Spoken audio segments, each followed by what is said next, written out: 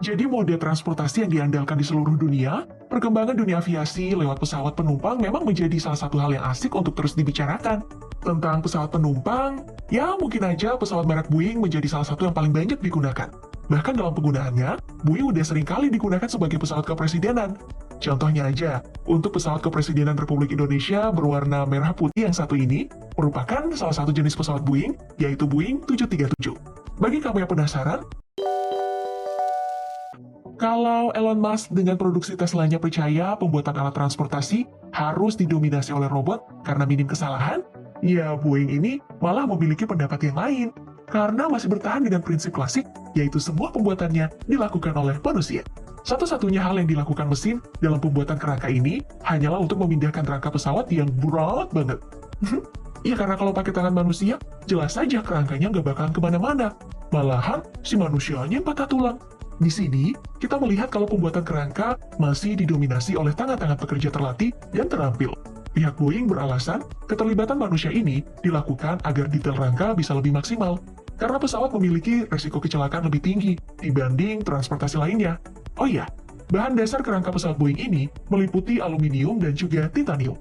Soalnya, material logam ini ringan, anti karat, dan mudah untuk dibentuk. Ideal banget kan untuk pesawat terbang? Dalam tahapan ini, proses kerangka ini dianggap selesai jika semua kerangka dari depan hingga ekor pesawat udah tersambung. Setelah kerangka tadi udah jadi, saatnya kerangka pesawat ini masuk dalam garasi produksi Boeing 737. Tahap ini akan berlangsung cukup lama, yaitu selama 3 hari, karena tahapan ini memerlukan ketelitian ekstra dari para pekerja. Karena satu aja kabel yang tidak tersambung, atau satu saja pipa air yang bocor, tentu aja akan berakibat fatal dalam sebuah penerbangan. Apalagi jika kita melihat jumlah pipa air dan juga jumlah kabel yang terpasang dalam satu pesawat. Untuk pipa air, setidaknya ada lebih dari 3 km pipa yang diinstalasi di dalam Boeing 737, dan 130 km kabel listrik yang dipasang. Makanya, sesaat setelah proses instalasi ini dilakukan, akan ada tim khusus yang melakukan pengecekan terhadap instalasi saluran air dan juga kelistrikan untuk memastikan semuanya terpasang dengan benar. Nah, setelah itu, meskipun udah terpasang dengan benar dan lulus dalam pengecekan tadi, pihak pengembang juga masih terus berhati-hati. Kalau-kalau nantinya ada hal yang tidak diinginkan. Dalam tahap finishing di sini, para pengembang akan memasang sebuah lapisan khusus di lantai dan juga di atap untuk mencegah air merembes masuk ke dalam instalasi listrik.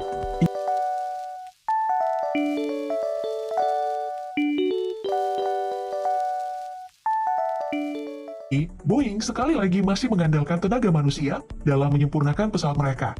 Setelah diatur sedemikian rupa hingga berada di tempat yang pas, pemasangan sayap ini udah dianggap selesai.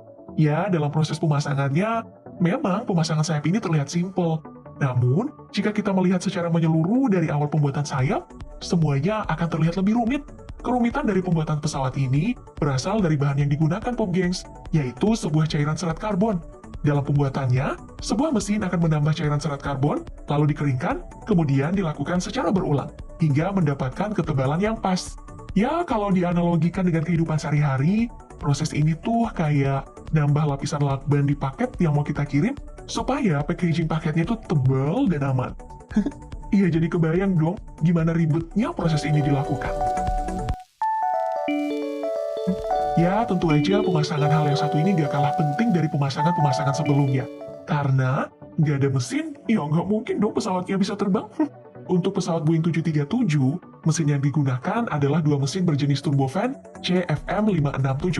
Dengan menggunakan mesin ini, si Boeing 737 bisa mencapai kecepatan maksimum 0,785 Mach atau setara dengan 969,3 km per jam.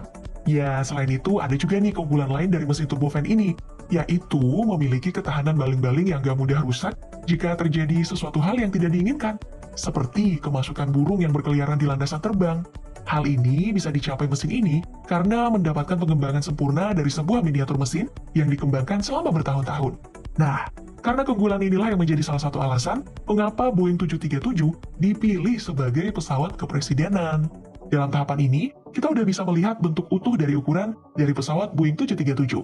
Kalau ada yang nanya masalah ukuran, pesawat Boeing 737 standar memiliki panjang 28,65 meter, tinggi ekor 11,23 meter, hingga rentang sayap 28,35 meter. Sedangkan untuk Boeing 737-800 memiliki ukuran panjang 39,5 meter, rentang sayap 35,79 meter, dan tinggi ekor 12,5 meter. Nah, dari ukuran ini kita bisa tahu kalau Boeing 737-800 itu jauh lebih gede ketimbang Boeing 737 standar. Dari masing-masing di luar pesawat, sekarang kita pindah nih. Normal, interior dari pabrik Boeing 737 ini memiliki kapasitas penumpang hingga 124 orang di dalam badan pesawat yang biasanya diproduksi untuk kepentingan penerbangan komersil. Nah, untuk penerbangan non-sipil seperti pesawat presiden yang menggunakan Boeing 737-800, kapasitasnya itu sedikit lebih besar karena bisa menampung hingga 189 orang. Ya, tapi namanya juga interior. Di area ini tuh tentu ada banyak hal yang bisa diubah, tergantung keinginan pelanggan yang memesan Boeing 737. Contohnya saja, ada yang meminta dipasangkan sofa, ruangan berupa kamar tidur, hingga membuat ruang mahal seperti sebuah minibar. Jadi ya ini sih bisa dibilang hal ini sesuai selera pelanggan. Kira-kira kalau kamu punya pesawat Boeing 737, interiornya bakal diisi apaan nih? Dengan selesainya pemasangan interior tadi, sekarang si pesawat masuk nih dalam tahap final check. Dalam tahap ini, ada banyak hal yang mendapatkan pengetesan dari tenaga ahli milik Boeing untuk memastikan kesempurnaan dari pesawat. Mulai dari buka tutup roda pesawat, sinkronisasi kemudi ke sayap, dan juga ekor pesawat. Kemudian pengecekan tiap panel yang harus digunakan pilot dan kopilot, hingga pengecekan berbagai sensor yang digunakan khusus untuk pesawat kepresidenan, seperti sensor panas dan perangkat anti serangan rudal. Nah, jika semua sudah diuji dan dianggap sudah mantap bin mantul, semua tahapan dari pembuatan Boeing 737 udah dianggap memenuhi standar dan siap deh untuk dipasarkan. Untuk harganya sendiri, Boeing 737 ini cukup menguras dompet, Pop Gengs. Dari info yang didapatkan, pesawat Boeing 737 ini memiliki harga di kisaran 32 juta US dollar atau setara dengan 460 miliar rupiah. Sedangkan untuk Boeing 737-800, untuk pesawat non-sipil seperti pesawat kepresidenan itu punya harga yang jauh lebih mahal, yaitu 93,3 juta US dollar atau setara dengan 1,3 triliun rupiah.